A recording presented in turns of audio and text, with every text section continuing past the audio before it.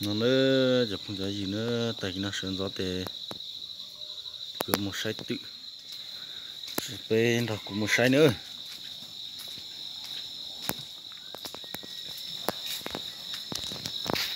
sai được tí lo lo nó được cái thay tổ này sai thế xin nó để tại kỳ sơn gió sẽ để cứ bỏ chỉ trong kia đi rồi rau điều mất chỗ mà mó lên nó xin nó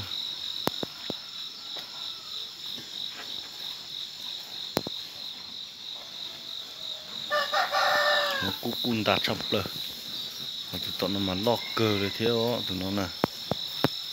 nó mà lọt chập rồi nữa rồi rau điểm mua máy chúa sẽ để mó lên nó sẽ em chào các bác ạ. Các bạn đam mê trâu đây hiện tại là trâu nhà chú đây này bây giờ cỏ voi thì đưa máy thái thôi máy thái thành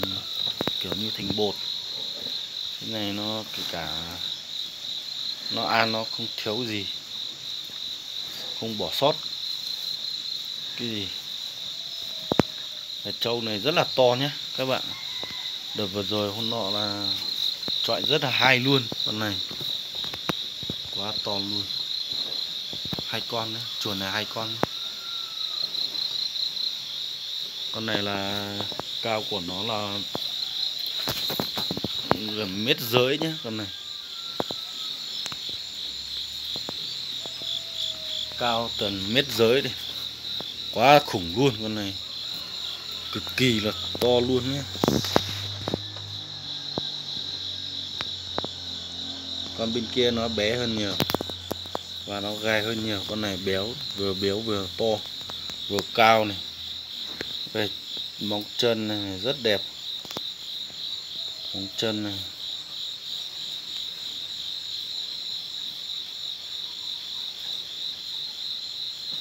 con này bây giờ tính ra thịt thì cũng nhiều thịt. Đây cao, cái mông của nó rất là to luôn, rất đẹp. Con này cũng là chiều dài của nó là cũng chưa đo, nhưng mà vênh của nó là chắc là 2,2 m sao ấy,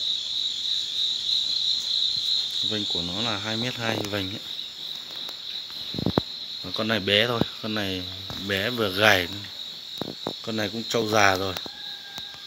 nhưng mà nó chả biết là năm nay nó gầy thật và không béo cổ mấy rồi. Con này là trâu non này, 5 tuổi nhưng nó cực to luôn.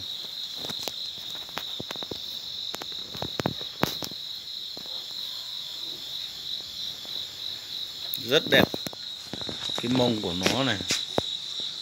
Wow.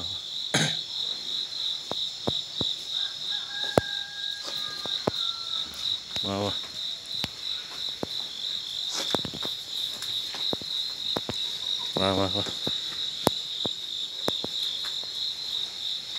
Con này rất dài, cái mông của nó to, rất là nhiều thịt.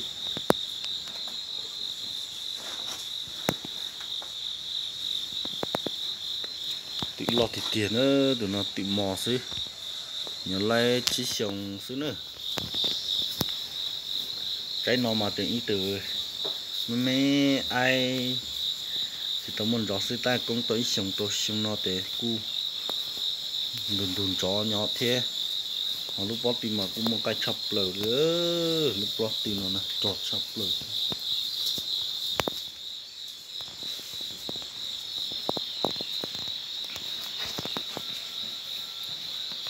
Cú thì nhớ gì dễ thay sư, họ nhớ đây thay mà cú sẽ chập lở đó.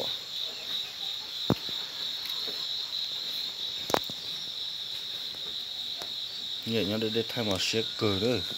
giờ cú nhớ gì để cú thay in đa lại sư.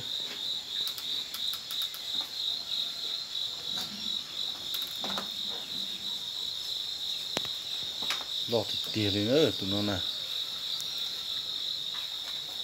nó để một cú mấy tuổi giàu thế đây tụi nó mà cú như lầu nữa nè, tị lầu đó tụi nó lọt tao nọ tụi nó cú tị lầu thế ta chỉ nổn dầu gì dọc ái xứ từ sáng nó mà lót chập lờ lo lên lo chỉ xía thế nữa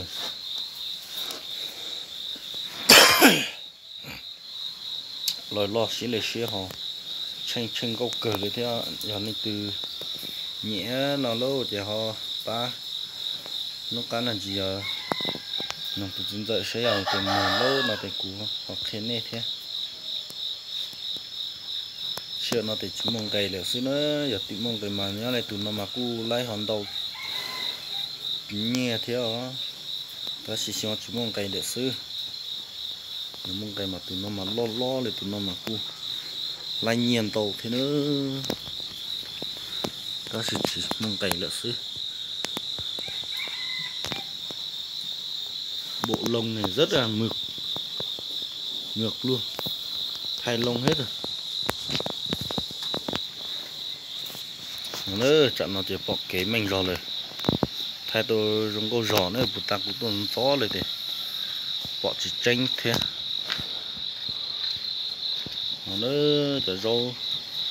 tự nó chỉ cho cọ voi nó chỉ mua máy chủ mà mó lên nó pu xí thế nên nó tàn á rồi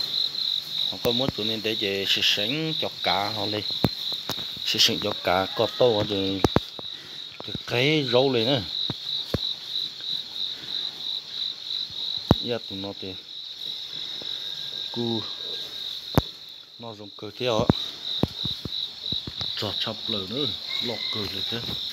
đốn tay chập lờ thì nó thấy ít được cú nằm đá lên nó xứ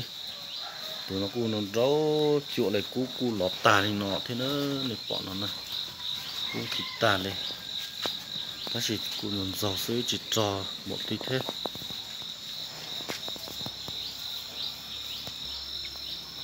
tụi nó mà cu lọt cơ hái chập lờ nữa của nhau đây thay này sâu theo dùng câu nữa lọt chập lờ đó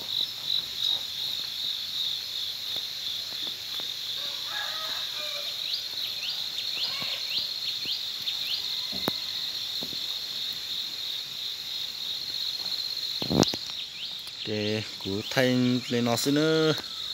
chứ không thế để thay tàu lên nói với lạ say thôi chả sợ đời lạ say lên đại sư lo thịt tiền này nữa xin chỉ đùa này cho phong gì nữa